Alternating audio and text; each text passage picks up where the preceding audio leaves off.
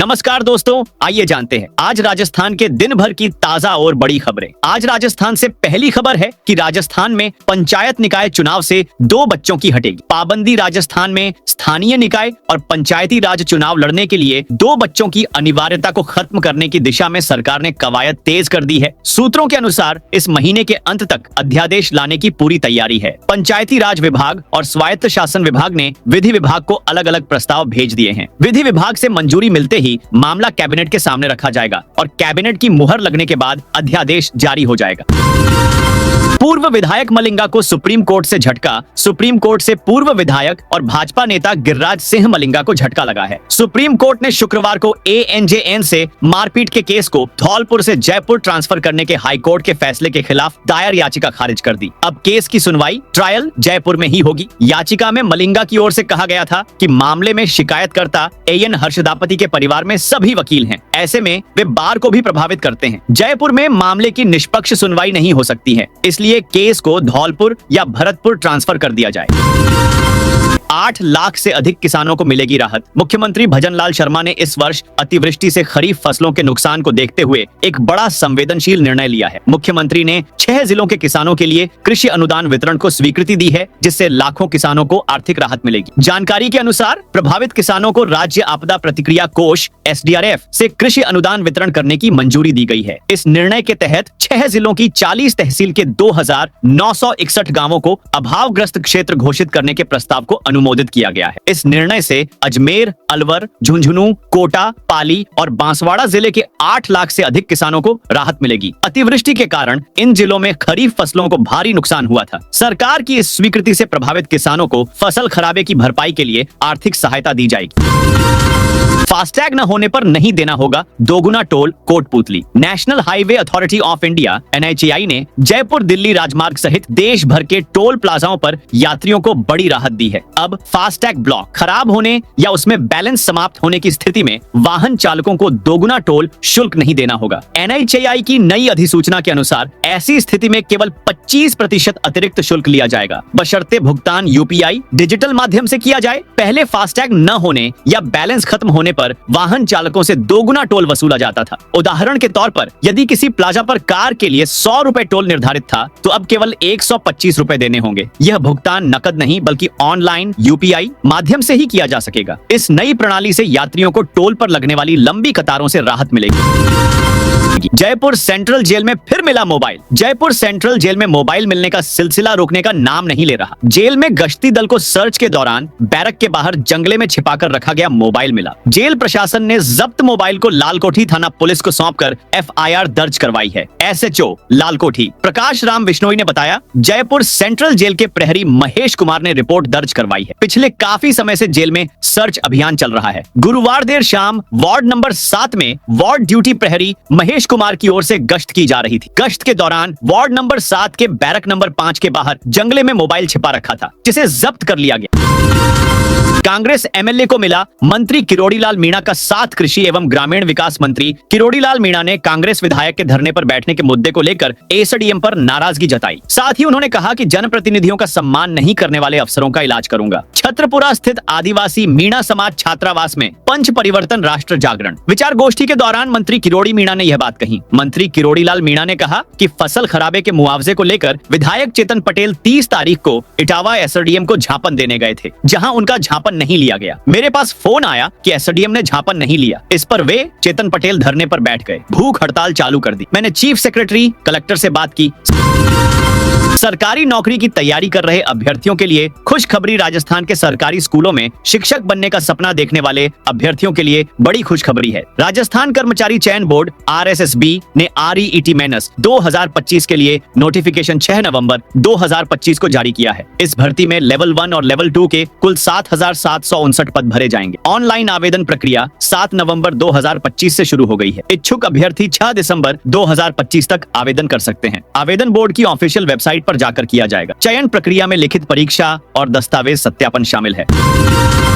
Delhi high court ने ख्वाजा मोइनुद्दीन चिश्ती की दरगाह में सीसीटीवी लगाने के दिए आदेश। दिल्ली उच्च न्यायालय ने ख्वाजा मोइनुद्दीन चिश्ती की दरगाह के मुख्य आस्ताना शरीफ में सीसीटीवी कैमरे लगाए जाने के आदेश दिए हैं। याचिका पर गुरुवार को हुई सुनवाई में हाई कोर्ट ने सीसीटीवी मुख्य मजार शरीफ को प्रदर्शित किए बिना लगाने के निर्देश दिए हैं। दरगाह कमेटी के अधिवक्ता यादवेंद्र जादौन ने बताया कि सैयद मेराज चिश्ती की ओर से प्रस्तुत याचिका पर दिल्ली हाई कोर्ट में सुनवाई हुई। सुनवाई के दौरान सीसीटीवी कैमरे लगाने और दरगाह कमेटी की नियुक्ति संबंधी अन्य सभी बिंदुओं को न्यायालय ने स्वीकार कर लिया। न्यायालय ने आदेश में कहा कि केंद्र के अल्पसंख्यक कार्य मंत्रालय के निर्देशों एवं सुरक्षा और निगरानी के दृष्टिकोण से सीसीटीवी कैमरे आवश्यक हैं। आस्ताना शरीफ में मुख्य मजार शरीफ को प्रदर्शित किए बिना कैमरे लगाए जाएं। बूंदी में सांसद खेल महोत्सव का हुआ शुभारंभ। कोटा बूंदी लोकसभा क्षेत्र में गुरुवार को सांसद खेल महोत्सव का शुभारंभ हुआ। खेल महोत्सव की शुरुआत जिले के बूंदी और केशवरायपाटन विधानसभा क्षेत्रों में ग्राम पंचायत स्तर से की गई। रामगंज बालाजी और खटकड़ विद्यालयों में हुए उद्घाटन कार्यक्रम में बड़ी संख्या में खिलाड़ी और ग्रामीण उपस्थित रहे। इसके अलावा सुनगर, रड़ी, मायाजा, करायठा, करवाला, नमाना, पिपलिया और कैथुदा सहित कई अन्य ग्राम पंचायतों में खेल प्रतियोगिताएं संपन्न हुई। संयोजक विशाल शर्मा ने अपने उद्बोधन में कहा कि लोकसभा स्पीकर ओम बिरला के नेतृत्व में ग्रामीण स्तर पर खेल प्रतिभाओं को प्रोत्साहित करने के उद्देश्य से आयोजित किया जा रहा है। यह महोत्सव ग्रामीण अंचलों में छिपी खेल प्रतिभाओं को निखारने का सुनहरा अवसर है। महोत्सव के माध्यम से ग्रामीण युवाओं में खेल के प्रति रुचि बढ़ेगी और आगे चलकर जिले के खिलाड़ी राज्य व राष्ट्रीय स्तर पर भी अपनी प्रतिभा का प्रदर्शन करेंगे। आगामी 20 नवंबर तक बारिश के कोई आसार नहीं। भारतीय मौसम विज्ञान विभाग IMD जयपुर केंद्र ने आगामी 2 सप्ताह 7 से 20 नवंबर 2025 के लिए राजस्थान का मौसम पूर्वानुमान जारी किया है। रिपोर्ट के अनुसार पश्चिमी विक्षोभ पूर्वोत्तर दिशा में आगे बढ़ चुका है, जिसके बाद राज्य में मौसम सामान्य बने रहने की संभावना है। मौसम विभाग ने बताया कि इस अवधि के दौरान राज्य के अधिकांश हिस्सों में शुष्क मौसम बने रहने की संभावना है, यानी फिलहाल कहीं भी वर्षा के आसार नहीं है। तापमान के अनुमान के अनुसार पहले सप्ताह में राजस्थान के दक्षिणी और पूर्वी हिस्सों में अधिकतम तापमान सामान्य से 2 से 3 डिग्री सेल्सियस तक अधिक रह सकता है, जबकि पश्चिमी व जो उत्तरी भागों में तापमान सामान्य रहेगा। दूसरे सप्ताह में पूरे राज्य में अधिकतम तापमान सामान्य के आसपास रहने की उम्मीद है। भीड़ ने पुलिस पर किया पथराव। लाठीचार्ज कर खदेड़ा पाली में महापड़ाव पर बैठे लोगों ने पुलिस पर पथराव कर दी। जवाबी कार्रवाई में पुलिस ने लाठीचार्ज कर उनको खदेड़ा। हजारों की संख्या में मौजूद लोगों को काबू में करने के लिए आंसू गैस के गोले भी छोड़े गए। पथराव में एक पुलिसकर्मी घायल हो गया। इस दौरान मौके पर अफरा तफरी मच गई। पुलिस बल ने कड़ी मशक्कत के बाद हालातों को काबू में किया। करीब 1 घंटे तक स्थिति तनावपूर्ण रही और ब्यावर पिंडवाड़ा हाईवे NH 162 पर लंबा जाम लग गया। फिलहाल शांति व्यवस्था को लेकर प्रशासन की राष्ट्रीय पशुपालक संघ और DNT घुमंतु, अर्ध घुमंतु एवं विमुक्त संघर्ष समिति के प्रतिनिधि मंडल से बातचीत जारी है। घटना रानी कस्बे के बालराई गांव में शुक्रवार की शाम करीब 4 बजे हुई। मंत्री के सामने बीजेपी कार्यकर्ताओं का हंगामा। भरतपुर में जल संसाधन मंत्री सुरेश रावत के सामने हंगामा हो गया। भाजपा कार्यकर्ताओं ने ही उज्जैन SDM सुश्री धारा के खिलाफ नारेबाजी की। कलेक्टर कमर चौधरी ने भीड़ को हटाकर मंत्री को उनकी गाड़ी तक पहुंचाया। हंगामा शुक्रवार सुबह मास्टर आदितेंद्र स्कूल में वंदे मातरम के 150 साल पूरे होने पर हो रहे कार्यक्रम में हुआ। दरअसल गांव फतेहपुर में 4 नवंबर को रात्रि चौपाल हुई थी। रात्रि चौपाल में महिलाओं ने बिजली, पानी, सड़क की समस्या को लेकर SDM से शिकायत की थी। शिकायत सुनने के बाद जब SDM वहां से जाने लगी तो पंचायत समिति सदस्य दिनेश भात्रा सहित गांव की महिलाओं ने SDM की गाड़ी को रोक लिया। MLA भाटी बोले, शिक्षा में समान स्टाफिंग पैटर्न सिस्टम लागू हो। राजस्थान में सीमावर्ती जिलों में टीचरों की भारी कमी और असमान स्टाफिंग व्यवस्था को लेकर शिव विधायक रविंद्र सिंह भाटी ने शिक्षा मंत्री मदन दिलावर को चिट्ठी लिखी। भाटी ने राज्य के सभी सरकारी स्कूलों में समान रूप से स्टाफिंग पैटर्न सिस्टम लागू करने की मांग की है, ताकि शिक्षा संसाधनों का संतुलित वितरण सुनिश्चित हो सके। जैसलमेर में ओरण पुराने जल स्रोत बचाने की प्रक्रिया शुरू। जैसलमेर जिले में ओरण भूमि और पुराने जल स्रोतों के संरक्षण को लेकर प्रशासन अब पूरी गंभीरता से काम कर रहा है। कलेक्टर के निर्देश पर उपखंड स्तर पर टीमें लगातार गांव-गांव जाकर सर्वे और मौके का निरीक्षण कर रही हैं। इसी कड़ी में शुक्रवार को तहसीलदार जैसलमेर राजेंद्र करण ने मोकला गाँव में स्थित ओरण भूमि का निरीक्षण किया। इस दौरान नायब तहसीलदार चांदन देदा राम, पटवारी प्रेम कुमार, अनूप यादव और अन्य अधिकारी भी मौजूद रहे।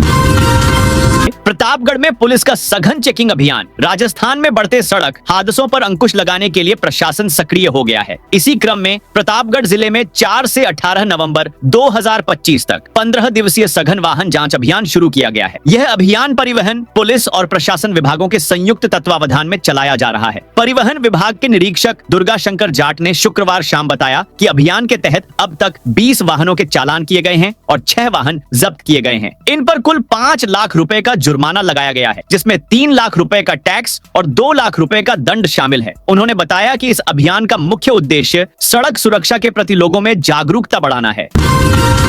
जयपुर के प्रमुख गेटों पर होगा शहनाई वादन। जयपुर स्थापना समारोह के तहत परकोटा क्षेत्र में प्रमुख गेटों पर शहनाई वादन कार्यक्रम होंगे। 19 सितंबर तक होने वाले आयोजन में स्थानीय कलाकार विविध कलाओं का प्रदर्शन करेंगे। साथ ही जयपुर समारोह में 9 हस्तियों नवरत्नों को जयपुर गौरव सम्मान से सम्मानित किया जाएगा। गुलाबी नगरी एक बार फिर अपनी परंपरा, कला और संस्कृति के रंगों में रंगने जा रही है। जयपुर समारोह के जरिए शहर की ऐतिहासिक धरोहर और सांस्कृतिक विरासत को नया जीवन देने की तैयारी शुरू हो गई है। जयपुर स्मार्ट सिटी लिमिटेड कार्यालय में सांसद मंजू शर्मा की अध्यक्षता में शुक्रवार को जयपुर समारोह की तैयारियों को लेकर बैठक हुई। इसमें मेयर, पूर्व मेयर समेत अधिकारी मौजूद रहे।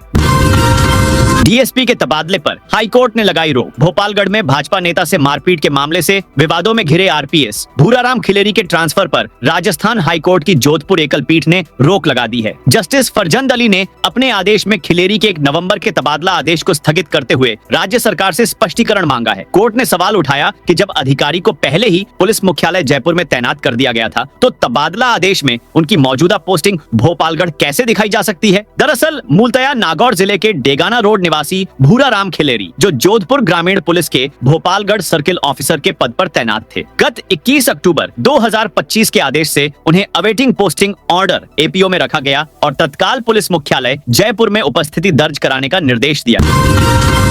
खरीफ फसल गिरदावरी में अनियमितता की जांच की मांग। चूरू की बीदासर तहसील की ग्राम पंचायत ढंडेरू भाम्भुवान के किसानों ने खरीफ फसल की गिरदावरी में अनियमितता की जांच की मांग की है। इस संबंध में ग्रामीण शुक्रवार को जिला कलेक्टर अभिषेक सुराणा से मिले और उन्हें एक ज्ञापन सौंपा। किसानों ने ज्ञापन में बताया कि ढंडेरू भाम्भुवान के 70 बारानी खसरों में फर्जी तरीके से मूंगफली की फसल दर्ज की गई है। वहीं जिन किसानों ने वास्तव में अपने खेतों में मूंगफली की बुवाई की थी, उनके यहाँ बारानी फसलें या पड़त भूमि दिखाकर गिरदावरी की गई।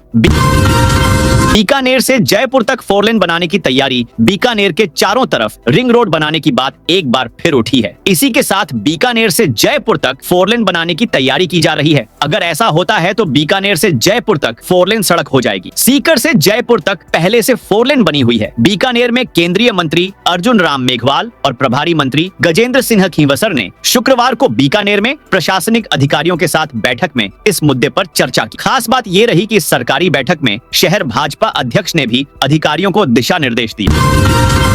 राजस्थान में परिवहन विभाग ने किए 4500 से अधिक चालान। राज्य सरकार की ओर से सड़क सुरक्षा अभियान प्रदेश भर में 4 से 18 नवंबर तक चलाया जा रहा है। 15 दिवसीय सड़क सुरक्षा अभियान के तहत शुक्रवार को दूसरे दिन 3 गुना तक पुलिस विभाग की कार्रवाई बढ़ प्रदेश के 34,000 से अधिक लोगों को ट्रैफिक नियम समझाए गए। शराब पीकर वाहन चलाने वाले करीब 1000 ड्राइवरों के खिलाफ कार्रवाई की। परिवहन विभाग ने भी 4500 से अधिक चालान किए। अभियान के तहत वाहन चालकों के आंखों की जांच कर चश्मे बांटे गए।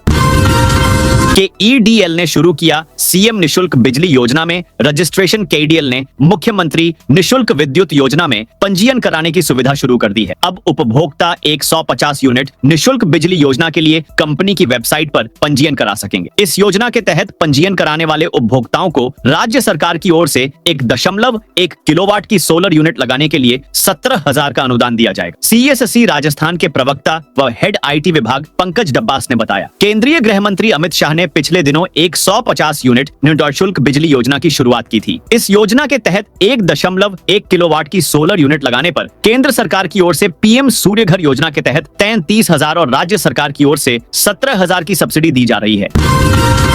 राजस्थान क्रिकेट एसोसिएशन में खत्म हुआ विवाद। राजस्थान क्रिकेट एसोसिएशन में जारी सियासी विवाद अब खत्म हो गया है। एडहॉक कमेटी के कन्वीनर दीनदयाल कुमावत ने एडहॉक कमेटी के 3 सदस्यों के नेतृत्व में सुपर सिलेक्शन कमेटी का गठन कर दिया है। इसके बाद भारतीय क्रिकेट कंट्रोल बोर्ड के टूर्नामेंट में राजस्थान की सिर्फ एक ही टीम हिस्सा लेगी। इससे खिलाड़ियों में फैली असमंजस की स्थिति अब खत्म हो गई है।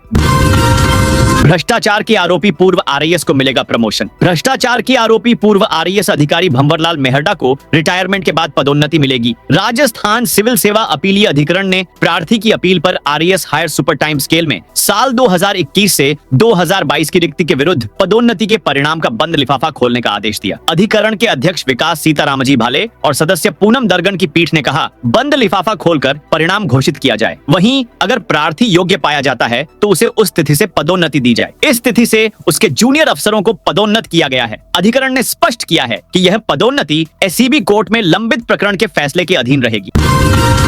सस्पेंड डीलर्स को पैसे लेकर बहाल कर रहे डीएसओ अलवर में जिला प्रमुख ने डीएसओ पर रिश्वत लेने का आरोप लगाया है। जिला प्रमुख ने खैरथल डीएसओ की ओर से पहले डीलर्स को सस्पेंड करने फिर उनसे घूस लेकर बहाल करने का बड़ा आरोप लगाया। उन्होंने कहा, ऐसे 4 केस मेरे पास आए हैं। मामला जिला परिषद की शुक्रवार को हुई बैठक में उठा। जिला प्रमुख ने आरोप लगाते हुए कहा, डीएसओ भ्रष्टाचार करते हुए विधायक और मेरा नाम भी लेता है। मामले में डीएसओ ने कहा, एक सस्पेंड राशन डीलर को वापस बहाल करने की जिला प्रमुख ने मुझसे सिफारिश की थी, मैंने उनकी बात नहीं मानी, इसीलिए वे नाराज हैं। वहीं बैठक में एक जिला परिषद के सदस्य हाथ में हल लेकर पहुंचे और जिला प्रमुख के सामने टेबल पर रख दिया। तो दोस्तों, यह थी आज राजस्थान की बड़ी खबरें। आप इस वीडियो को कौन से जिले से देख रहे हैं, उस जिले का नाम बताइए।